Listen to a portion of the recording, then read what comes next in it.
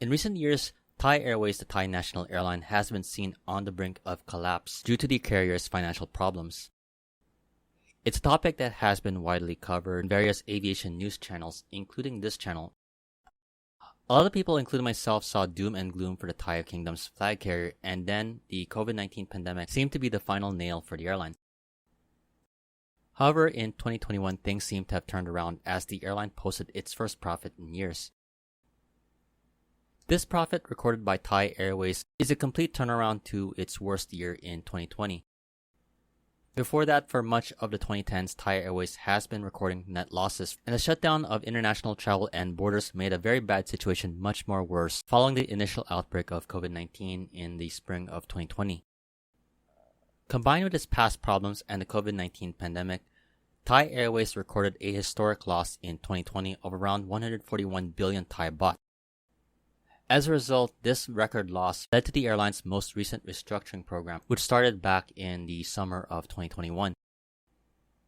It was a serious push to save the Thai national airline, and it seems the efforts to save the airline seems to have worked, as for the first time in 5 years, Thai Airways has recorded a net profit of over 55 billion Thai baht for the year 2021.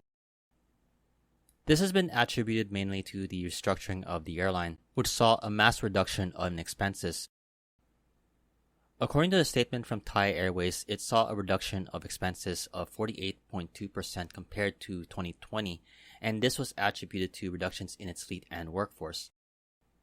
So far, Thai Airways is currently in the process of selling aircraft with a current fleet of around 67 aircraft as of December 2021, down 16 from 2020.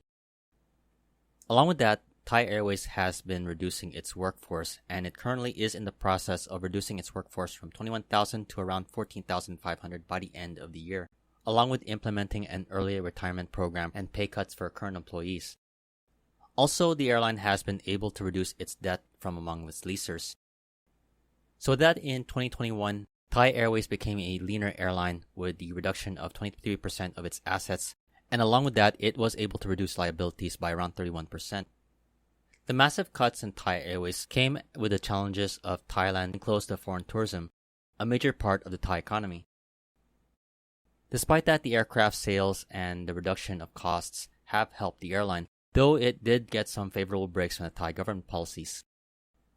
Thai Airways was one of the first airlines to assist in the opening of the Phuket sandbox, which was the first step of the reopening to foreign tourism for Thailand.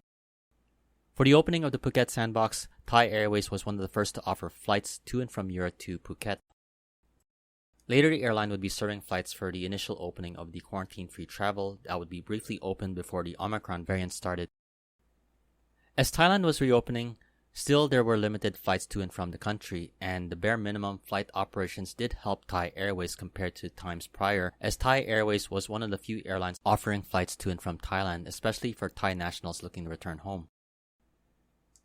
While this is positive news for Thai Airways, the airline doesn't seem to be out of trouble, and it has acknowledged it has benefited from temporary gains.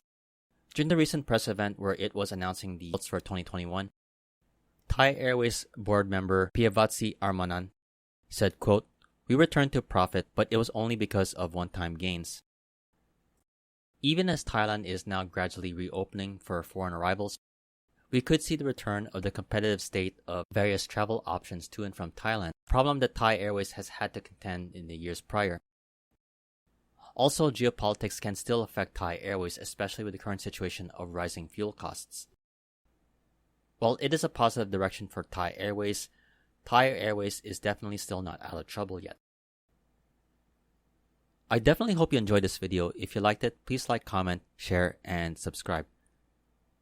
This has been Flights in Asia, highlighting the news and updates from the aviation and travel scene in the Asia Pacific. For more updates like this, you can check out the website at www.flightsinasia.com. Once again, thank you for watching and have a great day.